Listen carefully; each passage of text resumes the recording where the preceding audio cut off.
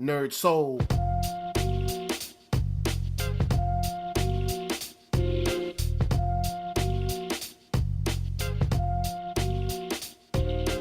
Yeah, late L Kid at OneYoungsta, holding it down, bringing you that StreetGeek and NERDSoul. And what is up, my people? Today, we here for On Screen. And you know what that means. We're going to be talking about TV. We're going to be talking about movies, whether it's actors, whether it's new predictions, whether it's trailers, whatever it is, we're going to get into it. So I picked out a couple of things over the last week to kind of like get the conversation started. First of all, you can't even get started in this case without talking about the success of Luke Cage. That's right, Netflix's Marvel giant Luke Cage crushed it this weekend, man. Like, Netflix was so inundated with people trying to watch the show that the site just shut down, man. Netflix shut down. I don't think any other show has ever done this. I mean, y'all can fact check me and throw it in the comments if you want, but I think Luke Cage is the only one to do it. Now, on the real quick, let me give you a little taste of what Luke Cage is about if you didn't know. Luke Cage is a superhero that lives in Harlem, as least as this is concerned, is in Harlem doing his thing, trying to stay on the low, doesn't want to be all big and braggadocio and everything, but gets called sort of, I guess, into action due to things going on in his neighborhood. Being that he is bulletproof, he has to step up and, protect where he lives, avenge a couple of people, and set the record straight for his past and all of that good stuff. So we get to chronicle that, go on this journey with him, and it is amazing. Like, I can't say anything except that this show is perfectly black. I love this show from top to bottom. So for all the directors, the people running the score, picking out the soundtrack, all of the actors, from Mike Coulter to Simone Missick, everyone, just, man, the show is amazing. Now, if you wanted to catch up on some real talk about the show and all of the after shows that I produce with Black Girl Nerds, you can hit up this channel and a playlist that has every single episode running down just for you. And we do a whole season wrap up as well. So you can check that out. And I think that you guys will really enjoy it. Shout out to my girl, Marquita Lestar. But next, we're going to go on and get into some more Marvel news with your boy. That's right, Iron Fist. He finally got a release date. Now, not sure if you knew, but they did release a little trailer, teaser kind of video thing for you guys way back at San Diego Comic-Con. And if you haven't seen that, you can jump on YouTube and search it up. It's like Luke Cage, not Luke Cage, Iron Fist Netflix, I guess SDCC premiere, something like that. And it gives you a little flavor on what you might expect. You get some glimpses of him as a child, some of him, it seems like maybe in a medical facility, and him growing up using that iron fist of his. So I think it's dope. And that release date will be March 17th, 2017.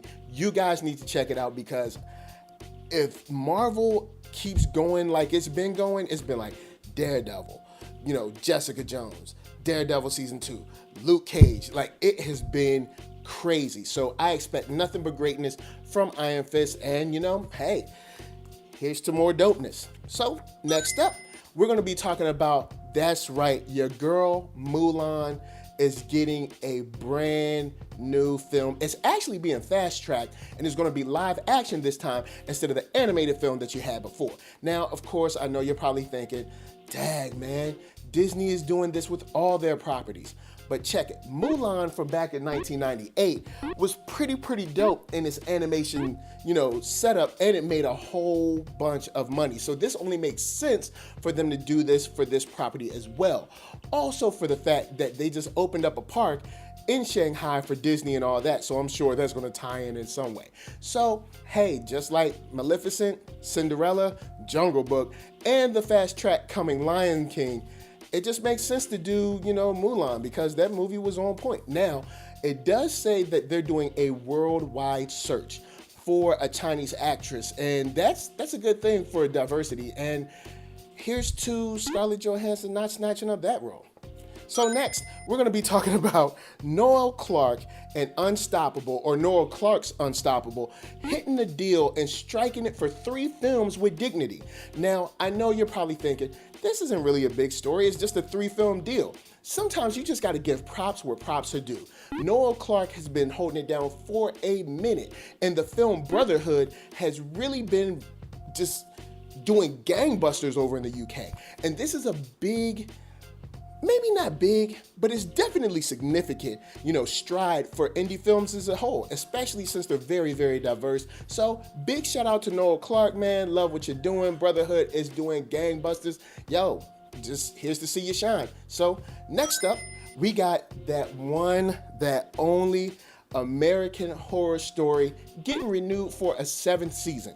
Now, this seems pretty much like, a no-brainer, because this year has been crazy for horror films in general. Like, you look at Don't Breathe or Conjuring 2 or Lights Out, like it has just, even Blair Witch has gotten a little bit of love. So, I mean, horror has really been on a roll this year.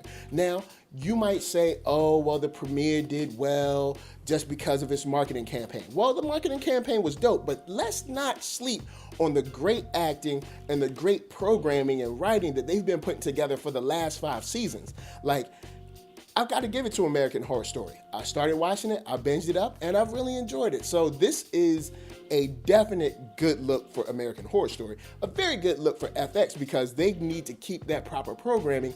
And I've got to say, this is just a good look for horror in general. It looks like people are definitely back into being scared, shocked, thrilled, and terrified in different ways. So here's to you guys for that one. And next up, and last, we're going to talk about, that's right, Westworld.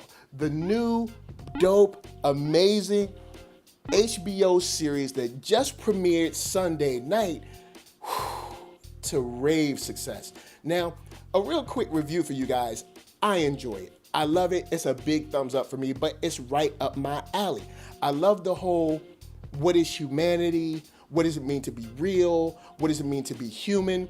And this with like Sir Anthony Hopkins, Ed Harris, homie from, I can't think of his name, but he was on Shaft. He was also in the Bond series, the new Bond series, the Latino brother.